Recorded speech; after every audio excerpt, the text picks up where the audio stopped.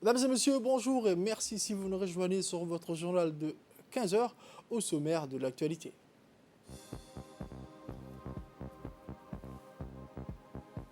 Visite de travail d'une forte délégation de la Banque mondiale.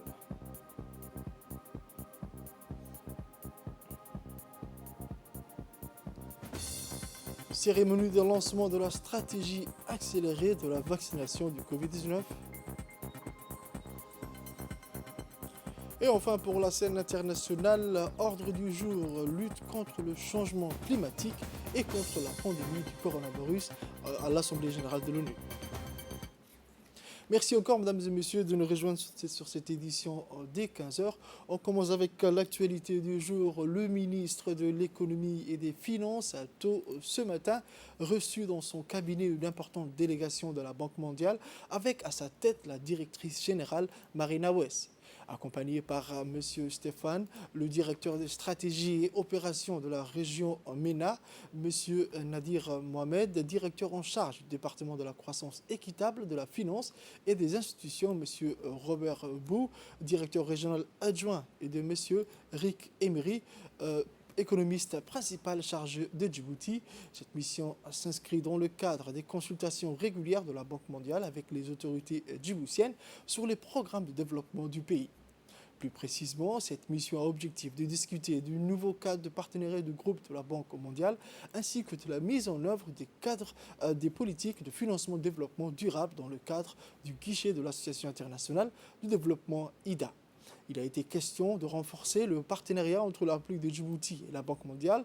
En deuxième partie, cette réunion élargie avec le secteur économique a rassemblé la ministre déléguée de l'économie numérique, Mme Mariam Hamadou, la secrétaire d'État chargée des investissements et du développement du secteur privé, Mme Safia Mohamed Ali, avec toujours le ministre des Finances, M. Ilyas Moussa Dawale, en tête pour la partie djiboutienne et Marina Weiss pour la délégation de la Banque mondiale. Ces discussions ont porté sur le cadre de partenariat du groupe de la Banque mondiale avec Djibouti, élaboré dans un contexte mondial et national marqué par la pandémie du Covid-19. Ce cadre de partenariat s'appuie sur la vision 2035 du gouvernement ainsi que les priorités de la nouvelle stratégie nationale Djibouti, ici, institution connectivité inclusion pour la période 2020-2024. En effet, l'objectif primordial du cadre du partenariat pays est de soutenir Djibouti dans l'atteinte de ses objectifs en matière de réduction de la pauvreté et de stimulation d'une la prospérité partagée par le biais d'une croissance à large assise, inclusive et tirée par le secteur privé. Cette initiative va répondre aux besoins immédiats du pays dans le contexte de la Covid-19 ainsi qu'aux opportunités de développement à moyen et à long terme pour soutenir les réformes consécutives à la pandémie et créer l'environnement adéquat pour une croissance inclusive et créatrice d'emplois.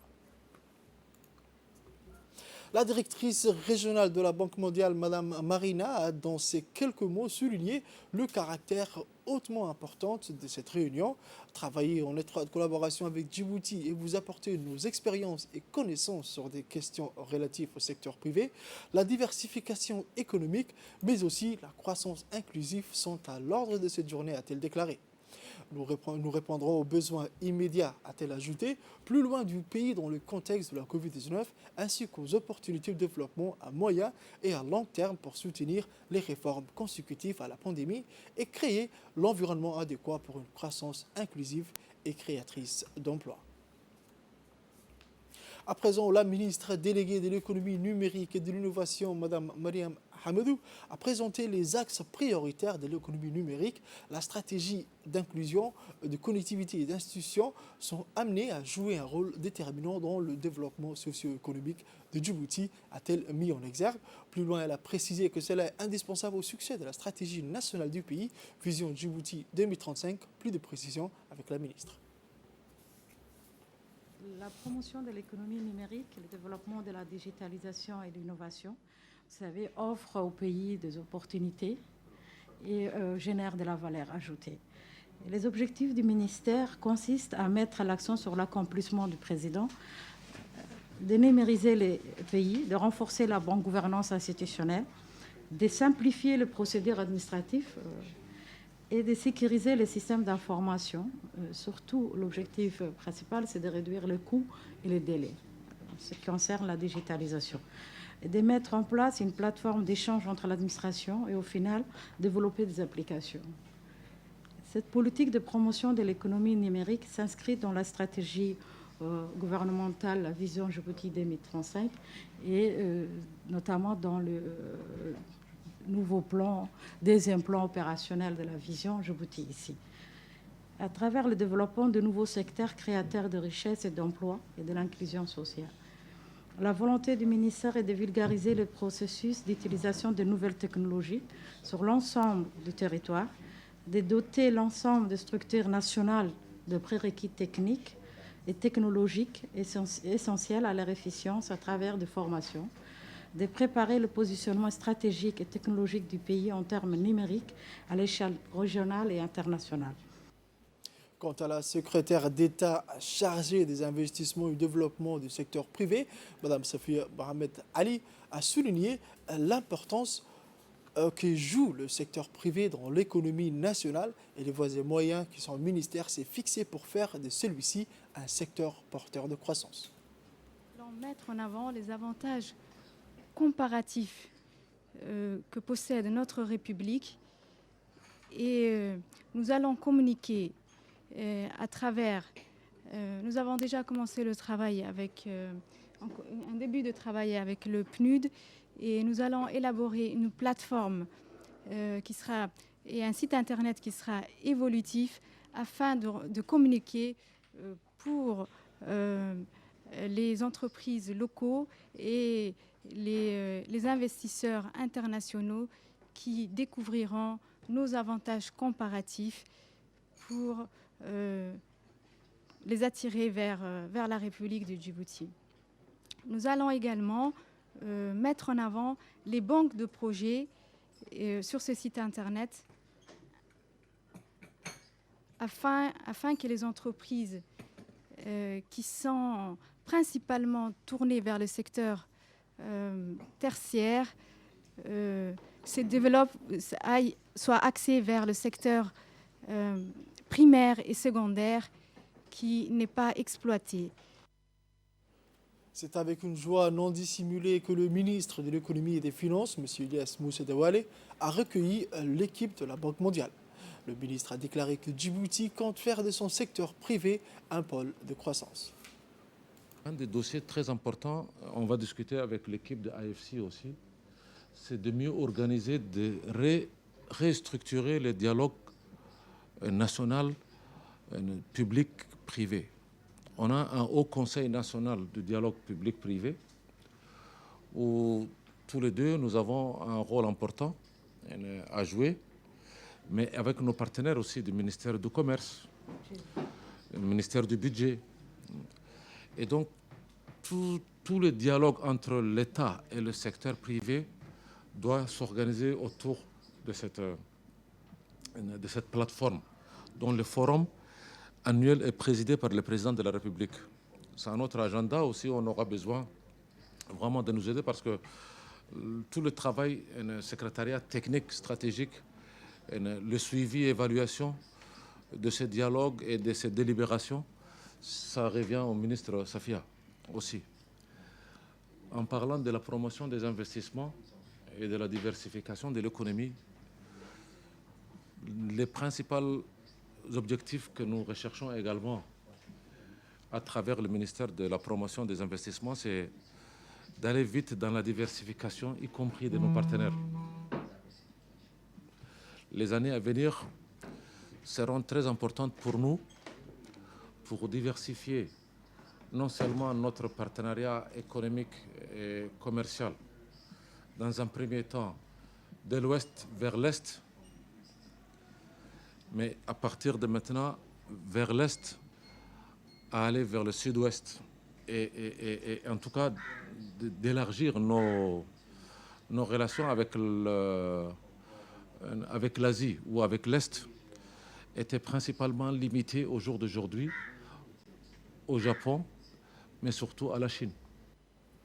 Santé à présent mentionné dans les titres où le ministre de la Santé, Dr Ahmed Roble Adile, a présidé hier une cérémonie de lancement de la stratégie d'accélération de la vaccination contre la Covid-19 en présence de la ministre des Affaires sociales et des Solidarités, Mme Ouloufa Ismaël Do, de la ministre de la Femme et de la Famille, Mme Mona Ousmane Aden, et de la maire de Djibouti, Mme Fatouma Awale Ousmane. Cette cérémonie de lancement a vu la participation des ambassadeurs des pays amis, tels que l'ambassadeur du Japon, M.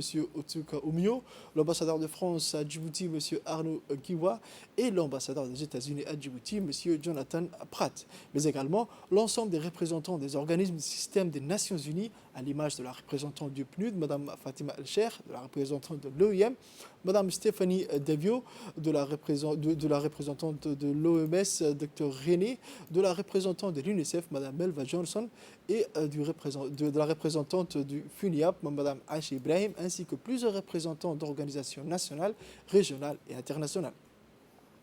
Une cérémonie haute en couleurs qui a réuni l'ensemble des partenariats accompagnant le ministère de la Santé dans son quête d'immunité collective à travers cette nouvelle stratégie accélérée de la vaccination anti-Covid-19.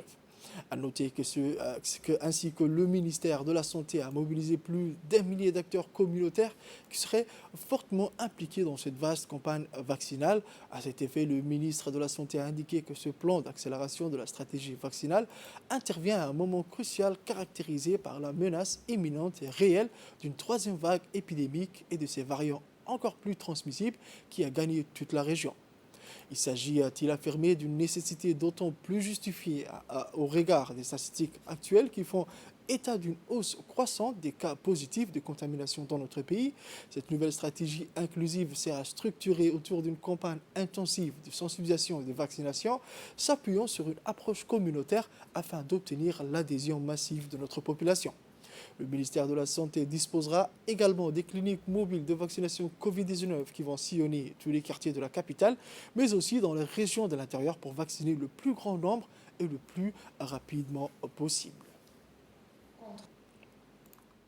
Et nous continuerons à travailler avec nos partenaires, avec le ministère de la Santé et avec l'ensemble de la population djiboutienne pour améliorer la couverture vaccinale et ensemble atteindre l'immunité collective.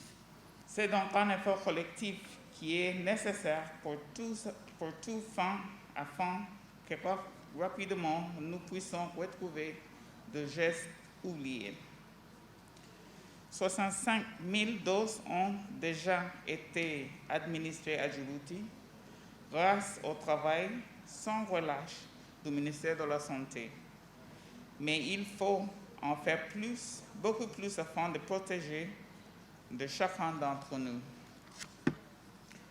C'est donc avec une immense satisfaction que je suis là aujourd'hui afin d'apporter tout le soutien et l'expertise de l'UNICEF à cette campagne d'accélération de la vaccination. Nous sommes confiants que cette stratégie va accélérer significativement le nombre de personnes vaccinées et ainsi atteindre les objectifs de l'OMS. L'OMS encourage tous les pays à vacciner au moins 10% de sa population d'ici fin septembre. Les ambassadeurs de France, du Japon et des États-Unis ont tour à tour réaffirmé leur appui aux efforts du département de la santé dans la lutte contre cette pandémie. Au nom du gouvernement français, un devoir que d'être là avec vous aujourd'hui. La présence ici des responsables politiques djiboutiens, des organisations internationales, des partenaires, qu'ils soient internationaux ou locaux, témoigne d'une seule chose, ce n'est qu'ensemble que nous parviendrons à mettre un terme à ce virus, à cette pandémie.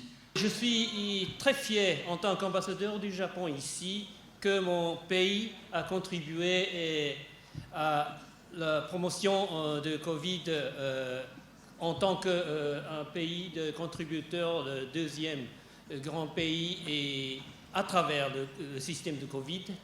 Et ce que je voudrais insister aujourd'hui est que la vaccination, c'est votre droit.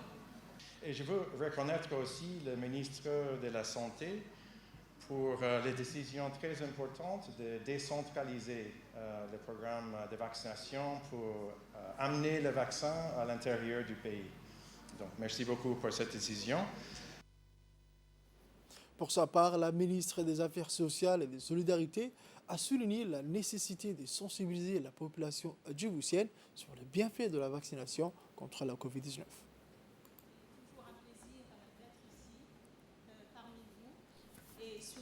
En cette occasion majeure qui est le lancement de la stratégie accélérée de la vaccination. C'est vraiment une salle très belle avec des gilets jaunes qui sont vraiment les défenseurs de notre santé. C'est vraiment une fierté d'avoir ces femmes et ces hommes, il ne faut pas les oublier, j'en vois certains, qui essayent vraiment de nous défendre parce que la vaccination est d'abord une vaccination de proximité. Il faut la comprendre pour qu'on soit convaincus, pour que nous nous protégeons. Et c'est grâce à ces femmes ici présentes, Monsieur le Ministre, vraiment, vous avez eu une stratégie vraiment très efficace, en tout cas je l'espère, et dans les jours qui viennent, on aura vraiment les résultats de cette stratégie. Par rapport aux objectifs qui ont été énoncés par les organismes internationaux et notamment par la représentante de l'OMS, je suis vraiment très fière de constater, parce que notre collègue le ministre de la Santé nous fait toutes les semaines un point sur l'état d'avancement de notre lutte contre le Covid. Et vraiment, nous sommes très fiers de voir que Djibouti, qui est un pays africain, un pays qui est en voie de développement, a d'ores et déjà atteint les 10%. Nous en sommes fiers et vraiment, merci à tout le personnel de santé, les médecins, les infirmiers, tout le personnel de santé qui n'ont pas ménagé leurs efforts depuis 2 ans pour nous protéger, qui se sentent vraiment et qui ont été vraiment au premier plan pour protéger la population djiboutienne. C'est pour moi une occasion de vous les remercier. Merci infiniment.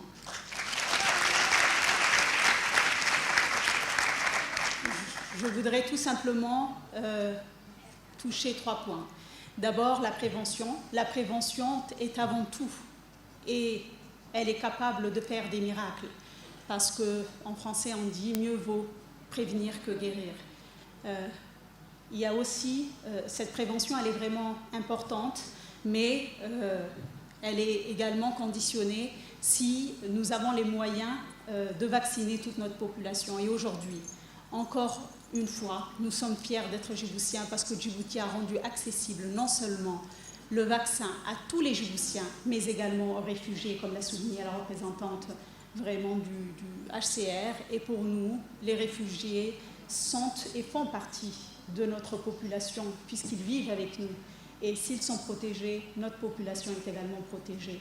Et la réciproque est vraie.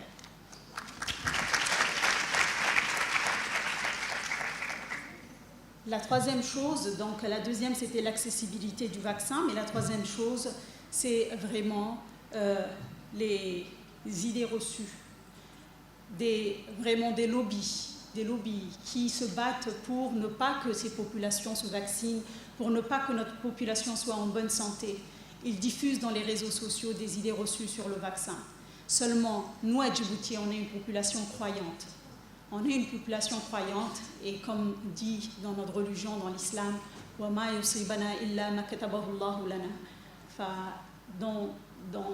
ce verset, il est clairement dit que nous devons suivre les consignes. Et ce qui arrivera, arrivera parce que Dieu l'aurait vraiment dit et ce n'est pas à cause du vaccin. Donc j'invite vraiment tout le monde à se vacciner et d'abolir justement ces idées reçues et de les supprimer même de nos mentalités parce que notre population en dépend. Mesdames et messieurs, on se retrouve après l'appel à la prière de la Salat. L'engagement est celui de son département pour assurer le plein succès à cette présente campagne de vaccination accélérée. D'abord, Monsieur le Ministre, je vous présente mes sincères remerciements pour nous avoir associés à cette campagne de vaccination du Covid-19, contre le Covid-19. Je félicite l'ensemble des acteurs de la santé, particulièrement pour tous les efforts fournis durant les 2 années où on a eu cette pandémie qui a frappé notre population. Et je félicite encore les personnes qui ont accompagné de près ou de loin cette activité de lutte contre le Covid. Je pense que cette pathologie doit faire partie de notre système de santé dorénavant et qu'on doit se prémunir et se préparer de façon systémique à pouvoir l'intégrer dans nos maladies prioritaires. Ensuite, je voudrais remercier la brillante présentation du Dr Abdrahman pour cette campagne et les différentes stratégies qui ont été énoncées ici. Et je pense que, comme tout le monde l'a dit ici, c'est en travaillant ensemble et en réfléchissant ensemble qu'on pourra arriver à des résultats d'ensemble pour la population. Je pense qu'il est important, cette journée, c'est de lancer une campagne de vaccination, même si la vaccination est déjà là depuis quelque temps. Mais pourquoi on a voulu aller vers une campagne de vaccination de proximité? Parce qu'on sait que le taux de vaccination est encore faible, ce qui n'est pas normal. Le taux de vaccination est encore faible alors qu'on a des vaccins gratuits qui sont disponibles dans ce pays, alors qu'on a une accessibilité aux vaccins qui n'est pas difficile, contrairement à d'autres pays dans le monde et dans la région, et nous avons une accessibilité à nos services de dépistage, de prévention et de riposte. Donc je pense que Djibouti doit se féliciter et vraiment aller de l'avant. Enfin, le ministre de la Santé, Dr Ahmed Roble Abdile, a salué l'engagement des partenaires nationaux et internationaux qui accompagnent constamment les efforts de son ministère contre cette pandémie, ainsi que la mobilisation nationale portée au plus haut niveau par le président de la République et chef du gouvernement, son Excellence M. Ismaël Omar Guelleh. Nous misons sur la collaboration des acteurs communautaires que vous êtes, avec qui nous avons l'habitude de travailler et qui ont toujours contribué à la réussite de nos programmes de santé. Mesdames et messieurs, nous sommes conscients que la vaccination seule ne résoudra pas tous les problèmes, en particulier l'émergence de nouveaux variants. Mais elle constitue aujourd'hui un avantage indéniable en termes de prévention des formes graves et une des meilleures armes à notre disposition contre le Covid-19.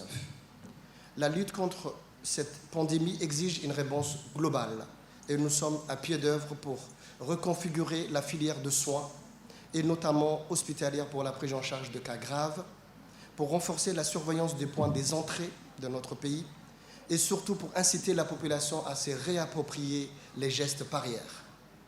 Je tiens, avant de clore mon propos, à saluer l'engagement de tous les professionnels de santé, tous les médecins, les infirmiers, les aides-soignants, les sages-femmes, en somme, tous les personnels du ministère de la Santé, mais aussi de la CNSS, tous les personnels des forces de défense et de la sécurité qui, vraiment, chaque jour, contribuent à lutter contre cette pandémie.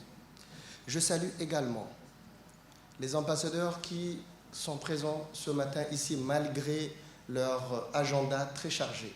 En particulier l'ambassadeur de France.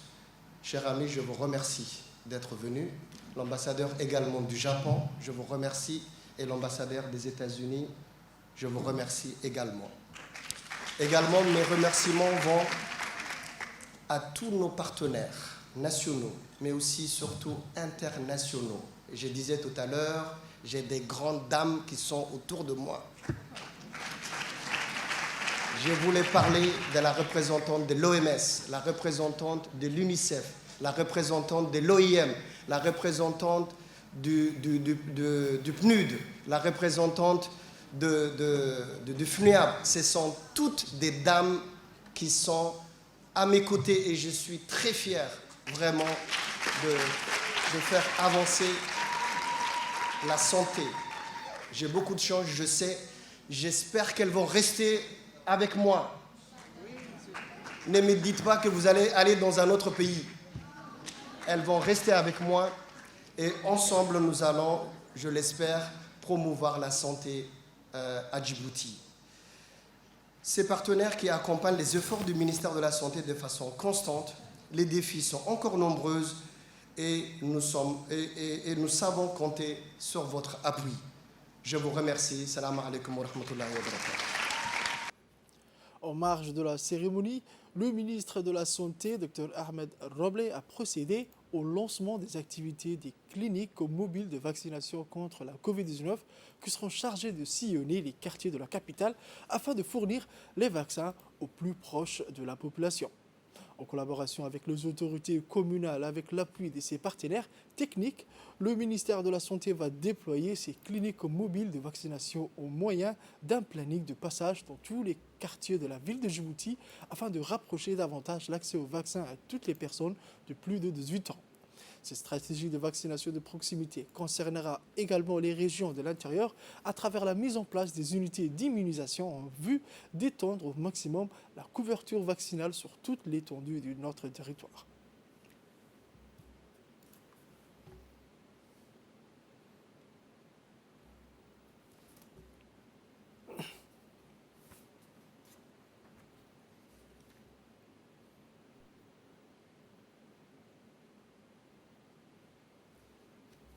Autre actualité nationale à présent, dans le cadre des préparatifs de la 7e édition du Salon international du textile africain, le commissaire général du CITA, M. Abdoulaye Mossé, présent sur le sol djiboutien, a eu une séance de travail avec le ministre djiboutien du Commerce et du Tourisme, M. Mohamed Ouarsama Dirie, et son collègue de la Jeunesse et de la Culture, Dr Hibo Moumen Assowi. La rencontre a connu la participation des personnes ressources des deux départements de l'exécutif djiboutien. Les échanges ont porté sur l'état d'avancement des préparatifs de la 7e édition du Salon international du textile africain qui s'éteindra du 28 au 30 octobre 2021 à Djibouti. À la date du 18 septembre, 28 pays se sont inscrits et ont confirmé leur participation à la 7e édition du CITA, de quoi réjouir les autorités djiboutiennes qui ont réitéré leur volonté d'accompagner cet événement qui fait de la promotion du textile africain. Rendez-vous est pris du 28 au 30 octobre 2021 à Djibouti. Le ministre du Commerce et du Tourisme a évoqué dans son intervention la promotion du textile africain. Écoutons. Djibouti a été choisi comme pays organisateur de cet événement. C'est la 7e édition du Salon international du textile africain qui va se dérouler à Djibouti du 28 au 29 jusqu'au 30 octobre. C'est un événement d'une importance capitale qui va réunir des décideurs politiques, mais qui sera également parrainé, qui aura lieu sous le houlette du président de la République, son Excellence M. Ismaël Omar Guelleh. Il y aura la participation d'autres présidents. Jusqu'à maintenant, 28 pays ont répondu positivement. Et c'est un événement qui va augmenter la notoriété du pays, mais également son image. Et c'est un événement qui est vraiment capital. Et la réussite de cet événement dépend du comité d'organisation, mais également du comité d'organisation local. Donc, je suis épaulé par ma collègue ministre de la Culture. Et à côté, il y a le commissaire du CITA qui est avec nous aujourd'hui. Nous avons discuté sur toutes les questions possibles et nous comptons, Inch'Allah, que cet événement panafricain soit une réussite pour, non seulement pour la République de Djibouti, mais également pour les pays africains et surtout montrer les textiles africains sur le plan international. Toujours dans l'actualité nationale, le ministre délégué chargé de la décentralisation, M. Kassim Haroun Ali, accompagné de son chargé de communication, M. Ousmane, a reçu ce matin dans son cabinet la représentante résidente du programme des Nations Unies pour le développement, PNUD, Mme Fatima El-Cher, accompagnée du représentant résident adjoint du PNUD. C'est la deuxième visite de la représentante du PNUD après la visite de courtoisie. Il s'agit là d'une visite de travail en vue de renforcer le lien de partenariat déjà existant entre le ministère de la décentralisation et le PNUD. C'est dans ce cadre que la représentante du PNUD, Mme Fatima El-Cher, a remercié le ministre pour l'honneur réservé et l'accueil amical avant d'aborder l'objectif de la visite. En effet, à 6 semaines de la fin de sa mission à Djibouti, la représentante du PNUD, Mme Fatima El-Cher, a discuté des projets en commun, notamment sur la cartographie des projets, l'appui à la transparence, à la recevabilité et à l'engagement civique au sein des régions. Le projet Avenir du guichet unique dans les régions a aussi été sujet de discussion. Le ministre de la décentralisation a quant à lui mis le point sur le partenariat privilégié entre son département et le PNUD. Les deux parties ont longuement discuté sur les différents appuis techniques que peut apporter le PNUD.